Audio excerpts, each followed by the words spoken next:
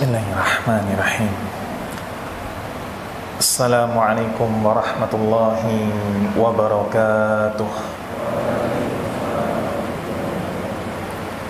Alhamdulillah. Alhamdulillahi wa kafa. Wassalatu wassalamu ala rasulillahil mustafa wa ala alihi wa sahbihi wa mawalah. Wa la hawla wa la quwwata illa billah. Ikhwatal iman, ahbakumullah. Para jamaah sekalian, saudara-saudariku, adik-adikku sekalian yang mencintai sunnah dan dicintai oleh Allah Azza wa Jal, kapan disebut siap menikah? Kuliah dan menikah itu sesuatu yang saling beririsan, pembahasan yang terus akan terasa gurih, pembahasan yang terus dianggap segar. Iya atau iya? Iya atau iya? Siapa yang bahkan sejak tahun pertama sudah berpikir untuk menghalalkan hubungan? Ada di antara antum? Berapa persen? Sejak tahun pertama sudah berpikir untuk menghalalkan hubungan? Ada? Masya Allah.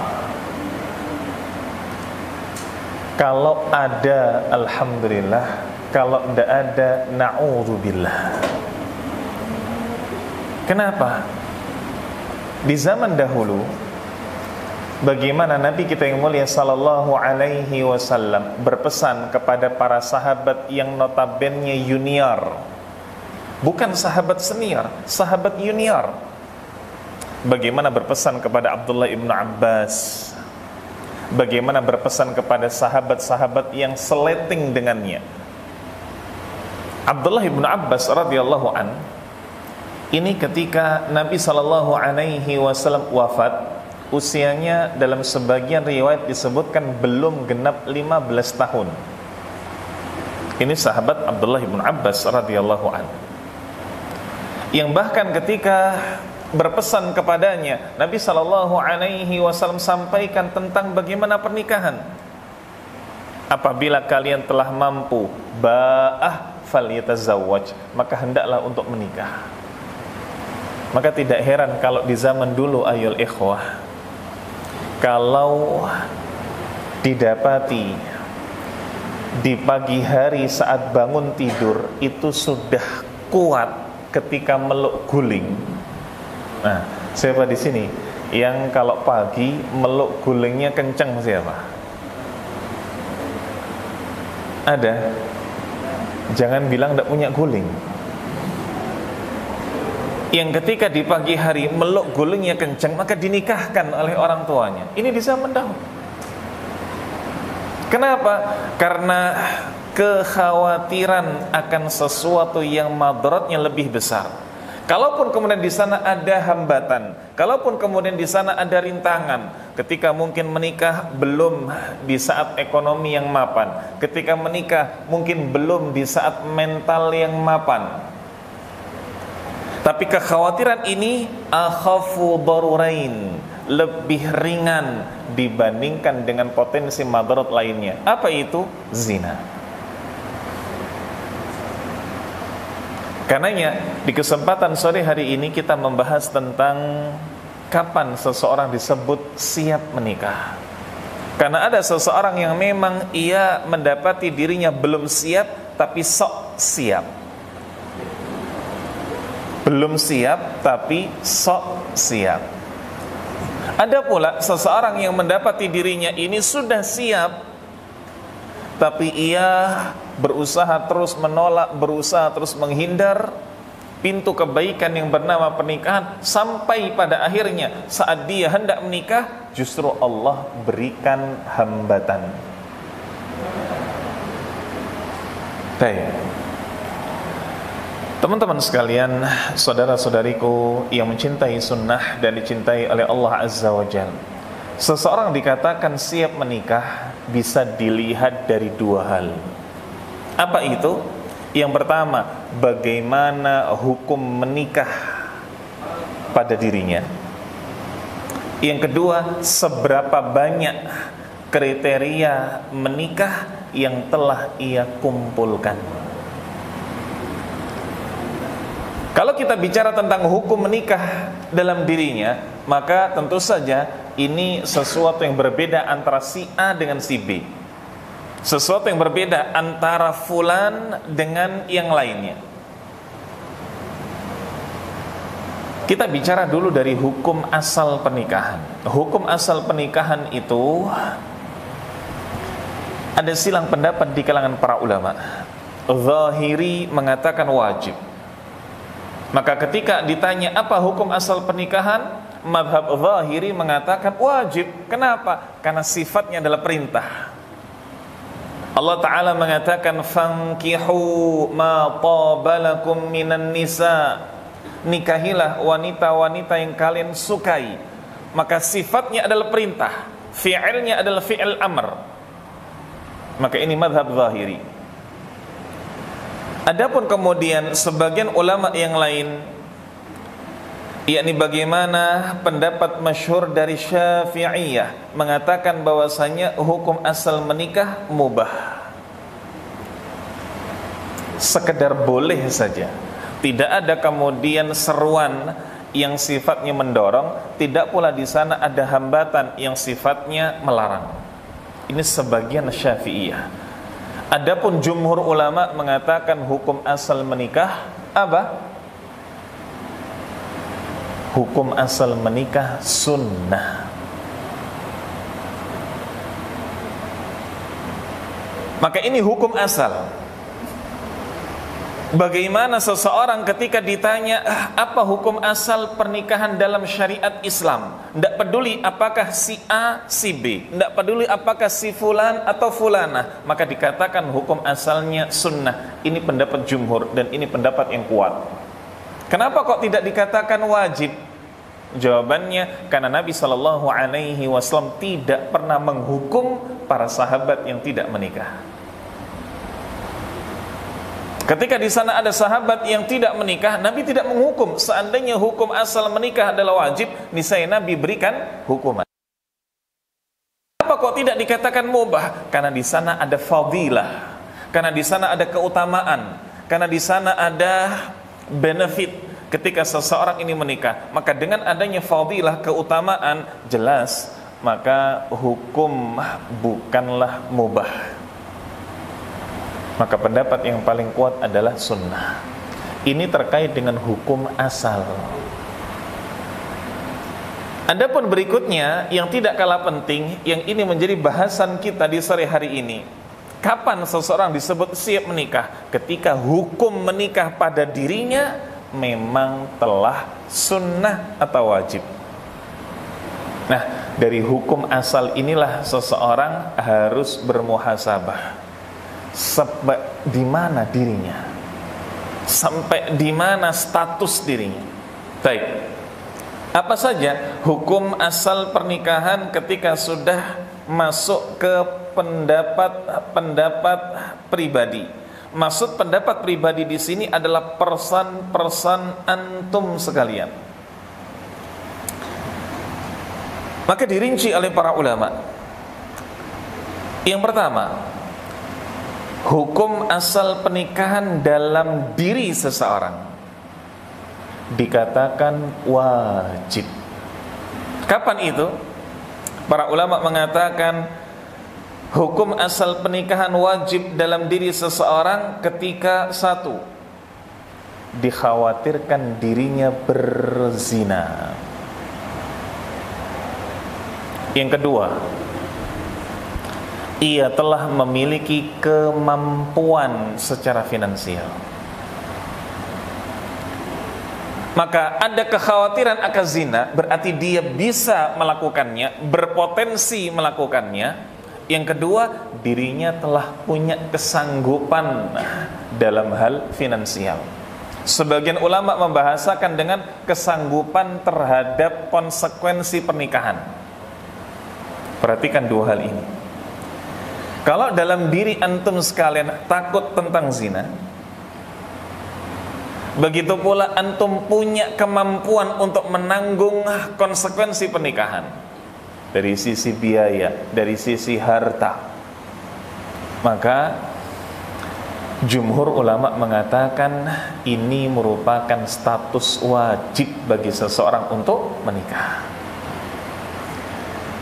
Sebagian yang lain diberikan tambahan bahwa ketika seseorang ini khawatir dirinya berbuat zina, ia pun juga mampu untuk menanggung biaya pernikahan. Dan yang ketiga ditambahkan oleh sebagian ulama, tidak ada madharat.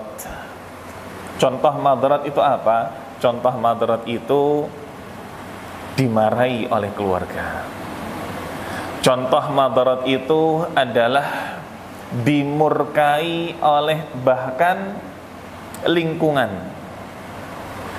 Contoh yang lain, diberikan SP oleh siapa? Yayasan yang membiayai kuliahnya, pendidikannya, kursusnya, dan lain sebagainya. Maka ada potensi madharat. Ketika tidak ada potensi madharat, dia sudah takut berzina, dia pun juga bisa membiayai pernikahan. Yayasan yang mungkin membiayainya, atau mungkin instansi yang memberikan beasiswa kepadanya, tidak memberikan sebuah larangan. Kalau mau menikah silahkan, yang penting kuliah jalan. Kalau mau menikah silahkan, yang penting di sana kuliah tetap harus sesuai dengan target kelulusan maupun nilai. Maka kalau sudah terkumpul seperti ini, 3, 2 yang kemudian disebutkan oleh jumhur ulama, 1 tambahan di kalangan sebagian ulama, maka ini hukum asalnya wajib bagi person tersebut untuk menikah. Baik. Sebelum kita lanjut pada yang kedua, ada enggak di antara antum yang merasa sudah di tahap ini? Takut zina, punya kemampuan untuk menanggung konsekuensi dari pernikahan, dan tidak ada kemadharatan. Orang tua mempersilahkan, instansi ataupun yayasan yang terkait dengan dirinya tidak memberikan persyaratan. Ada tidak? Ada? Subhanallah. Ini saking laparnya atau gimana? Baik. Apa lauk hari ini? Apa lauk hari ini, Mas? Ayam spesial pedas. Antum duduk di majelis ini, lebih besar prosentase ingat ayam super pedas atau ingat kapan seseorang wajib menikah? Ingat ayamnya? La haula wala quwwata illa billah. Baik. Maka ingat 3 hal tadi. Seseorang kapan dikatakan wajib menikah? 1, ketika ia takut zina. 2, ketika ia punya kemampuan untuk melaksanakan konsekuensi dari pernikahan. 3, ditambahkan oleh sebagian ulama, tidak ada potensi madharat. Baik, ini hukum asal pernikahan dalam diri person tersebut wajib. Yang kedua, ketika hukumnya adalah mubah. Artinya seseorang mau menikah atau tidak, baginya sama saja. Kapan hukum asal menikah dalam diri seseorang itu mubah? Ketika seseorang itu tidak bersyahwat. Maksud tidak bersyahwat di sini, tidak khawatir berzina. Yang kedua, ia pun juga memiliki kecukupan harta. Secara finansial dia mampu, tapi dia tidak ada dorongan syahwat. Baginya tidak terfitnah itu lawan jenis. Baginya tidak terfitnah dan menjadi problem besar tentang biologis. Maka baginya hukum asal menikah mubah. Mau ia menikah boleh, tidak menikah pun juga boleh. Tapi kalau yang kondisi pertama, dia takut zina, dia pun juga punya kesanggupan untuk melaksanakan konsekuensi pernikahan, maka yang demikian ini wajib. Artinya kalau dia tidak lakukan, dirinya atau orang yang menghalanginya berdosa.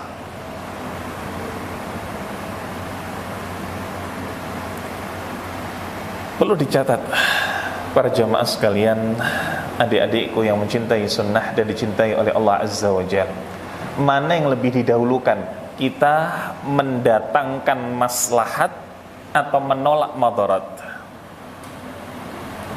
Mana yang lebih didahulukan? Kita ini memperjuangkan hadirnya maslahat, hadirnya kebaikan, atau kita memperjuangkan menolak kemadaratan, menolak keburukan? Mana yang lebih diprioritaskan? Menolak madarat. Ahsan, tak sahih. Maka atas pertimbangan itu, dan ini adalah kaidah umum, dar'ul mafasid muqaddamun ala jalbil masalih. Menolak keburukan itu jauh lebih diprioritaskan, jauh lebih ditekankan daripada mendatangkan maslahat. Atas dasar kaidah ini, maka seseorang yang dia khawatir zina, dan seseorang yang ia punya kemampuan finansial, maka ia harus segera menikah. Harus segera menikah. Baik. Berikutnya yang ketiga, yakni kapan hukum pernikahan dalam diri seseorang makruh. Kapan? Disebutkan oleh para ulama ketika seseorang tidak terfitnah dengan syahwat, tidak takut berzina, dan yang kedua, dia dalam kondisi tidak sanggup menanggung biaya pernikahan dan konsekuensi-konsekuensi lainnya. Faktor pendorongnya hampir tidak ada. Takut zina? Enggak, wong dia tidak khawatir dengan syahwatnya. Punya harta? Juga tidak. Maka kalau dia memaksakan diri menikah, makruh hukumnya. Kenapa kok tidak haram saja? Karena ini adalah sebuah ibadah. Dan Allah Subhanahu wa taala sudah janjikan di sana akan diberikan pertolongan bagi yang ia menikah. Makanya tidak dikatakan haram. Lalu pertanyaan terakhir, kondisi yang keempat, yang wajib sudah, yang mubah sudah, yang makruh sudah. Kondisi yang terakhir, yang keempat, kapan seseorang itu dikatakan haram menikah? Ada yang tahu? Kapan seseorang dikatakan haram menikah? Para ulama mengatakan ketika ada aturan syariat yang diterabas dan tujuan pernikahan yang tidak dilaksanakan. Apa contohnya? Menikah karena ingin menzalimi. Kenapa kok ingin menikah? Saya ingin balas dendam kepada si fulanah. Kenapa menikah? Iya, saya ingin, na'udzubillah, menghancurkan masa depannya si fulan. Tujuannya negatif, maka ini haram. Contoh satu. Contoh yang lain, ketika di sana ada aturan syariat yang diterabas. Bagaimana? Ketika ia hendak menikahi seseorang yang bersuami. Ada aturan syariat yang diterabas. Atau ketika dia hendak menikah dengan seseorang yang masih dalam masa iddah, maka haram hukumnya. Ada aturan di mana di sana tidak boleh untuk menikah. Ada aturan di mana di sana ini terlarang untuk menikah. Kok dia terabas? Haram. Atau ada seorang laki-laki yang ia ingin menikahi wanita, dia tidak dalam masa iddah, wanita ia bukan istri orang, tapi tetap saja haram. Gimana? Seorang lelaki yang ia hendak menikahi wanita tidak dalam masa iddah, tidak pula ia dalam status istri orang, tapi hukum asalnya haram. Apa? Kaif? Yang pertama, ketika ia menikahi wanita kafir. Yang kedua, ketika ia menikah di saat telah memiliki 4 orang istri. Maka ia sudah sampai pada apa? Ia sudah sampai pada taraf kuota maksimal. Kalau ingin menikah berarti harus diceraikan salah satu. Nah, ikhwatal iman ahabakumullah, ini adalah jawaban pertama kapan seseorang dikatakan wajib menikah. yakni ketika ia telah mengetahui hukum pernikahan dalam dirinya, apakah ia wajib, apakah ia mubah, apakah ia makruh, apakah ia haram. Ketika memang dalam kondisi wajib, maka 1 poin telah ia dapatkan.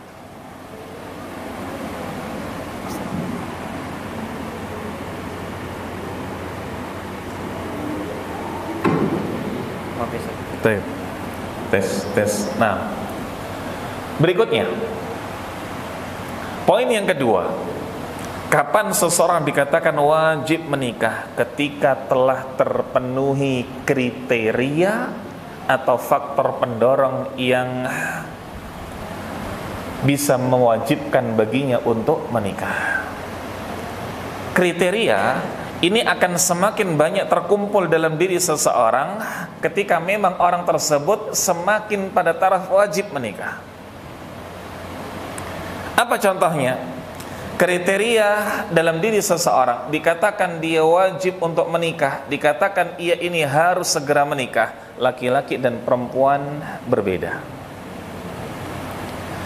Yang pertama, bagi laki-laki, seseorang ini ketika memiliki kriteria 1, baik agama dan juga penerapannya. Agama yang dimaksud di sini adalah ilmu. Dia punya fondasi ilmu dan dia pun baik dalam penerapannya. Maka baginya poin untuk segera menikah. Yang kedua, selain agama dan juga penerapannya, ilmu dan juga prakteknya, maka yang kedua adalah bagaimana seseorang dengan kecakapan mentalnya. Mental ini perlu. Apa pengaruh besar mental dalam sebuah pernikahan? Mental dalam sebuah pernikahan ini ditunjukkan dengan pengendalian ego.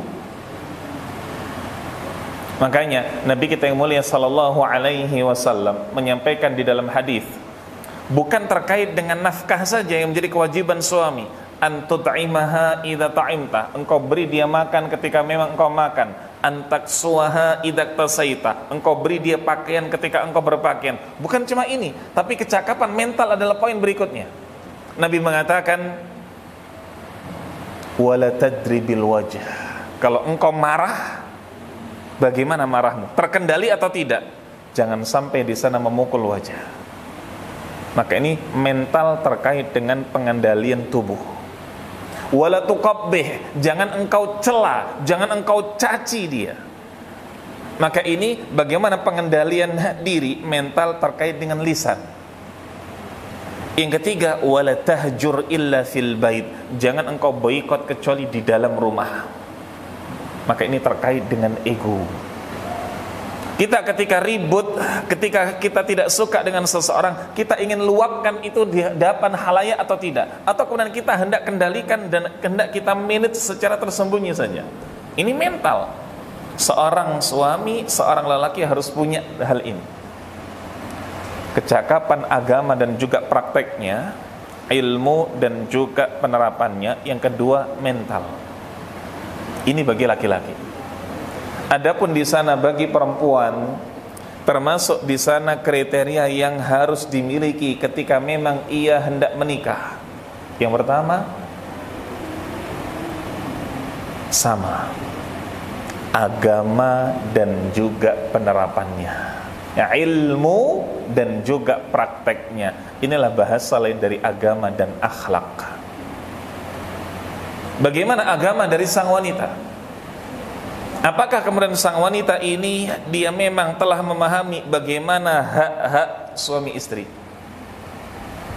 Apa saja kewajiban dirinya sebagai seorang istri, apa saja hak dirinya sebagai seorang istri? Dia sudah paham belum?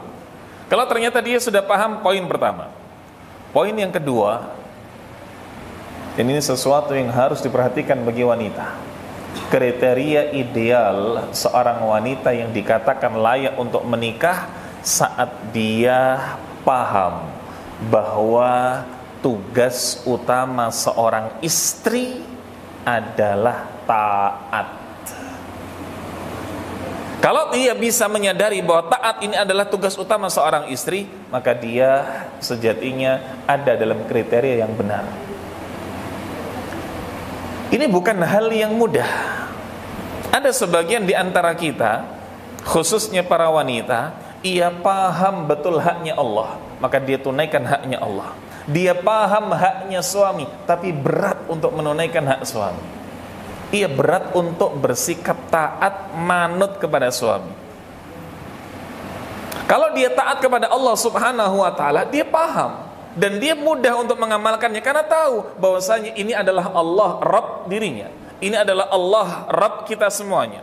Maka ketika dia diminta untuk salat, maka dia salat. Ketika dia diminta untuk puasa, dia puasa. Dia diminta untuk menjaga kemaluan, dia jaga kemaluan. Tapi kalau itu diminta untuk taat, manut kepada suami, syaitan ini akan luar biasa ngipasi. Syaitan akan mengatakan, kenapa engkau harus taat kepada dirinya? Dia adalah lelaki lain yang baru saja engkau kenal. Kenapa engkau harus taat kepada dirinya? Dirinya pun pernah melukai dirimu. Kenapa engkau harus taat kepada dirinya? Dirinya pun notabene juga pernah berbuat salah. Ini syaitan akan ngipasi seperti ini. Makanya bagi seorang wanita, untuk menunaikan haknya suami itu lebih berat daripada untuk menunaikan haknya Allah. Makanya ibadah utama seorang istri itu manut patuh. Ikhwatal iman, ahbakumullah. Ketika seorang wanita ini sudah memahami bahwa dirinya harus taat, harus patuh, baru pada kriteria berikutnya. Apa kriteria berikutnya? Kriteria berikutnya seorang wanita harus memiliki sifat haya, malu. Seorang wanita yang tinggi rasa malunya, seorang wanita yang kuat rasa malunya, maka insya Allah ia ada dalam kriteria yang benar untuk segera menikah. Malu di sini, apakah malu dengan pengertian secara umum? Disuruh apa-apa malu? Enggak. Malu di sini adalah malu ketika ia diminta untuk bermaksiat. Malu ketika ia diminta untuk menanggalkan kewajiban. Malu ketika ia diminta untuk melepaskan fitrah. Fitrah seorang wanita diminta untuk ditinggalkan, diminta untuk dilepaskan, dia malu untuk itu. Seorang wanita kok kemudian disuruh untuk terus berorganisasi. Bukan berarti organisasi terlarang, tapi ada kalanya seorang wanita dia harus rehat dari itu semua. Ada organisasi yang lebih mulia yang harus dia urus, ini keluarga. Maka ada seorang wanita yang dia terus hidup dalam organisasi. Mungkin dia punya darah organisasi, tapi dia harus sadari, dia harus ada dalam titik malu. Kalau saya hanya untuk menghidupi organisasi, tapi saya tidak berusaha untuk membangun organisasi saya sendiri, yakni keluarga. Kodratnya, fitrahnya sebagai wanita. Ini definisi dari malu. Maka bagi wanita, ketika sudah banyak terkumpul kriteria, dia telah paham agama dan juga penerapannya, ia pun juga telah paham bahwa ibadah utama seorang istri adalah taat, ia pun juga paham bahwa ia harus punya sifat malu, maka yang demikian ini menjadikan dirinya layak untuk segera menikah. Tapi sebaliknya seorang wanita yang ia masih ngeyelan, yang ia masih egonya tinggi. Saya akan taat, saya akan patuh ketika memang saya di sana merasa harus taat. Tapi ketika saya tidak merasa harus taat, untuk apa saya taat? Ketahuilah wanita yang demikian ini belum layak untuk segera menikah. Ia harus improve dulu. Dia harus belajar terlebih dahulu.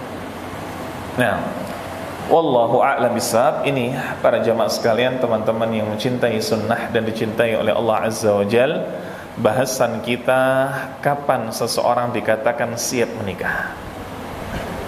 Hukum menikah dalam dirinya sudah wajib dan terkumpul banyak kriteria yang membolehkan baginya untuk segera menikah. Ketika ini ada dalam diri seseorang, maka silahkan ia segera untuk menikah. Wallahu a'lam bishawab. Nah,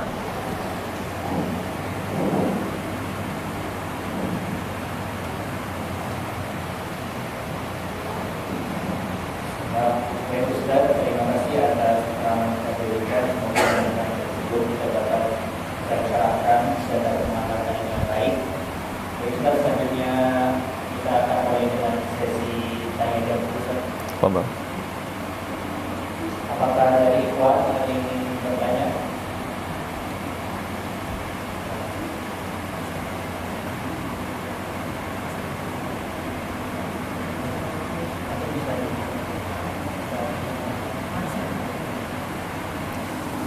Fadal.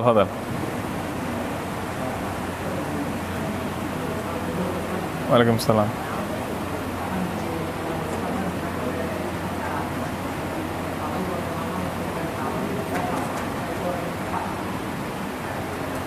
Baik. Alhamdulillah, salatu wassalamu ala rasulillah wa ala alihi wa sahbihi wa mawalah, wa la hawla wa la quwwata illa billah. Ketika kita mengetahui bahwasanya hukum pacaran di dalam Islam ini terlarang, yang kalau kemudian sering dijadikan dalih bahwasanya pacaran adalah proses kita untuk mengenali calon pasangan, lalu bagaimana cara kita saat memang hendak menikah tanpa melalui proses pacaran bisa tahu apakah calon kita adalah orang yang tepat? Ikhwatal iman, ahabbakumullah. Jawabannya begitu sederhana. Dengan kita mendapati calon kita juga tidak mau pacaran, maka ini sudah sebuah sinyal. Dengan kita mengetahui bahwasanya calon kita tidak mau pacaran, berarti dia paham tentang hukum. Ini poin penting. Maka servernya sudah sama. Oh, ternyata dia paham tentang hukum bahwa pacaran itu tidak boleh. Maka tinggal kemudian mengumpulkan apa? Mengumpulkan tazkiyah. Apa tazkiyah? Rekomendasi. Kita bisa mengetahui bagaimana si fulan atau fulanah ini memang orang yang baik dari mana? Dari lingkungannya. Bagaimana ia di keluarganya, bagaimana ia di tetangganya, bagaimana ia di majelis ilmunya. Kalau ternyata setelah kita collect, setelah kita kumpulkan informasi, ternyata ia di tengah-tengah keluarganya baik, lalu kemudian di tengah-tengah lingkungannya, tetangganya baik, maka ketika kita hendak pada step berikutnya, siapa teman-temannya? Kita lihat teman-temannya, oh kok ternyata teman-temannya ini apa? Teman-teman hobinya ini teman-teman hobi modif motor, teman-teman hobi sampala atau mapala. Ada nggak teman-temannya yang di sana teman-teman duduk di majelis ilmu? Nggak ada. Maka di sini kemudian perlu kita istikharah lebih lanjut. Dia baik di mata keluarga, dia baik di mata tetangga, tapi di mata teman-teman ternyata ia belum memiliki teman-teman yang sesama pencinta ilmu. Dia tidak sering duduk di majelis ilmu. Dia lebih sering duduk bersama mungkin teman-teman hobinya. Ketika ditanya, kapan kemudian dia menuntut ilmu? Saya menuntut ilmu sekali sepekan. Kapan itu? Ketika khotib naik mimbar. alias ketika khutbah Jumat. Itu pun belum tentu bagaimana kondisi matanya baik-baik saja. Nah, maka di sini perlu kita menggali lebih dalam lagi. Oh, ternyata ia hobinya masih belum sefrekuensi dengan saya. Saya sudah cinta dengan majelis ilmu, ternyata dia belum. Maka kita bisa cari tahu lainnya. Dan yang demikian ini para jamaah sekalian, hal yang memang harus kita lazimkan. Tazkiyah, rekomendasi, ini sesuatu yang lazim di zaman dahulu. Bahkan bagaimana kemudian seseorang ketika hendak menikah bertanya kepada Nabi SAW, bagaimanakah Muawiyah? Maka minta pendapatnya Nabi SAW. Oh, Muawiyah demikian. Maka seseorang ketika hendak menikah, dia hendaknya kemudian bertanya kepada seseorang. Siapa seseorang di sini? Orang yang ahli ilmu. Ustadz, Kiai, ini si fulan ini baik atau tidak? Oh, saya tidak pernah tahu. Dia tidak pernah duduk di majelis ilmu. Oh, saya hanya tahu sekelebat saja. Kenapa? Dia hanya sholat saja, tapi ketika sudah selesai sholat, dia langsung pulang. Maka ini kan bisa diketahui lihat siapa? Ahli ilmu. Orang yang memang memiliki ilmu, ustadz, kiai, dan yang semisalnya. Maka ini yang harus dikumpulkan. Atau seseorang ini ketika hendak mengetahui siapa sebetulnya calon yang sedang bertaaruf dengannya, ia bisa betul-betul mencari info melalui orang tuanya. Ketika memang dalam dirinya terkumpul kriteria-kriteria tadi, ilmu dia bisa, ilmu dia tahu, lulusan pondok pesantren misalkan, prakteknya pun juga kita hanya melihat sekelebat saja baik. Lalu kemudian kita tanya kepada orang tuanya, bagaimana tingkat taatnya dia, bagaimana tingkat manutnya dia, kok tingkat manutnya baik, bagaimana tingkat malunya dia, tingkat malunya baik. Bismillah. Dan jangan lupakan poin yang terakhir, meminta kepada Allah petunjuk, istikharah. Ini poin yang tidak boleh dilupakan. Disebutkan dalam hadis Jabir bin Abdullah radhiyallahu an, dahulu Nabi itu sallallahu alaihi wasallam mengajarkan para sahabat Al-Qur'an sama intensnya seperti Nabi sallallahu alaihi wasallam mengajarkan istikharah. Artinya istikharah ini bahasan yang betul-betul Nabi ajarkan kepada para sahabat dengan pengajaran yang detail. Sama seperti Nabi ketika mengajarkan Al-Quran, tidaklah kemudian selesai 10 ayat melainkan baru paham, baru hafal, baru kemudian lanjut kepada ayat yang ke-11. Ini pengajaran di zaman dahulu, pengajaran para salafus saleh. 10 ayat paham dulu, baru kemudian lanjut ke ayat berikutnya. Maka pembahasan istikharah serupa dengan ini.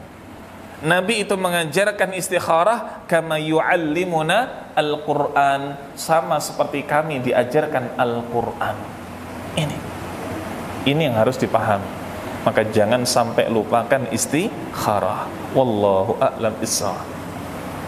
Terima kasih sudah tadi jawab apa yang ditanyakan oleh jemaah. Sisa satu pertanyaan lagi, Ustaz. Fadhal.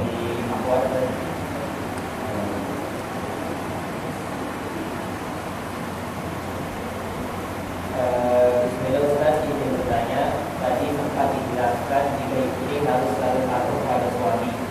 Jika suami tidak memberikan nafkah sama sekali, apakah istri juga harus tetap patuh? Baik. Pertanyaan yang menarik. Alhamdulillah, salatu wassalamu ala Rasulillah. Bagaimana terkait dengan ibadah utama seorang istri, yakni taat. Ibadah utama seorang istri yakni patuh. Tapi ketika suami di saat yang sama tidak memberikan nafkah, apakah sang istri harus tetap patuh? Taib. Maka di sini nafkah itu memiliki banyak sekali cabangnya. Ada nafkah yang sifatnya dia lahir. Nafkah yang sifatnya lahir seperti apa? Seperti finansial. Nafkah yang sifatnya batin. Nafkah yang sifatnya batin seperti apa? Seperti bagaimana kedekatan, keintiman dari seorang suami kepada istri. Seorang suami membersamai istrinya, seorang suami kemudian mendengarkan istrinya. Ini termasuk nafkah batin. Ada di sana nafkah yang lebih utama lagi. Apa itu? Nafkah agama. Maka kalau kemudian seorang suami ia tidak memberikan semua jenis nafkah ini, maka bahkan seorang istri boleh mengajukan khulu, karena ia tidak mendapatkan haknya dan suami tidak melaksanakan kewajibannya. Sehingga kalau pertanyaannya apakah tetap harus taat, kita sampaikan bahkan seandainya ia tidak taat tetapi mengajukan khulu, mengajukan gugat cerai, sah. Kenapa? Karena memang suami tidak bertanggung jawab. Tapi bagaimana kalau suami ini dari nafkah tersebut ada yang suami berikan, ada yang tidak berikan. Suami berikan misalkan nafkah agama, suami misalkan berikan nafkah batin, tapi suami tidak memberikan nafkah lahir. Disinilah yang kemudian perlu tarik ulur dengan istita'ah pribadi, tarik ulur dengan kemampuan pribadi. Bagaimana kesabarannya? Apakah ia mampu bersabar untuk suami yang demikian? Ketika memang sang istri ini, saya alhamdulillah saya punya tabungan, suami masih belum bisa memberikan nafkah lahir karena mungkin masih merintis usaha, karena mungkin baru di PHK, karena mungkin belum mendapatkan pekerjaan dan penghasilan yang tetap, saya akan bersabar dulu. Maka ini ada tali ulur sesuai dengan istita'ah, sesuai dengan kemampuan. Suami bisa memberikan nafkah agama, bisa memberikan nafkah lahir, tapi tidak memberikan nafkah batin. Ini pun juga tarik ulur. Sanggup nggak dia untuk bersabar? Ketika dia sanggup, fadhal, silahkan. Maka ini jawabannya. Kalau kemudian di sana semua nafkah tidak diberikan oleh suami, maka istri jangankan untuk tidak taat, dia mengajukan khulu saja boleh. Kalau kemudian sebagian nafkah yang tidak diberikan, boleh tidak mengajukan khulu? Sebagian ulama mengatakan boleh, tapi perlu dipertimbangkan masa-masa. Perlu dipertimbangkan apakah madaratnya lebih besar. Misalkan sudah ada faktor anak di sana, misalkan sudah ada kekerabatan yang terjalin dengan baik dengan keluarga. Ini harus dipertimbangkan. Nah, wallahu a'lam bishawab.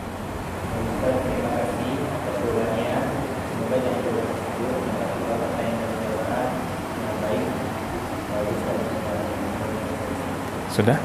Baik. Kalau memang tidak ada pertanyaan lagi, maka kita akhiri sampai di sini. Atas banyak sekali kurangnya, banyak sekali lalainya, dan sedikit lebihnya saya mohon maaf. Semoga yang sedikit ini bermanfaat, melahirkan keberkahan untuk diri kita semua tanpa terkecuali. Sehingga ketika ada di antara kita yang sedang sakit, semoga Allah sembuhkan. Ketika ada di antara kita yang sedang memiliki hajat, semoga Allah kabulkan. Semua karena keberkahan dari majelis ilmu di sore hari ini. Aqulu ma tasma'un wa akhiru da'wana anil hamdulillahi rabbil alamin. Thumma assalamu alaikum warahmatullahi wabarakatuh.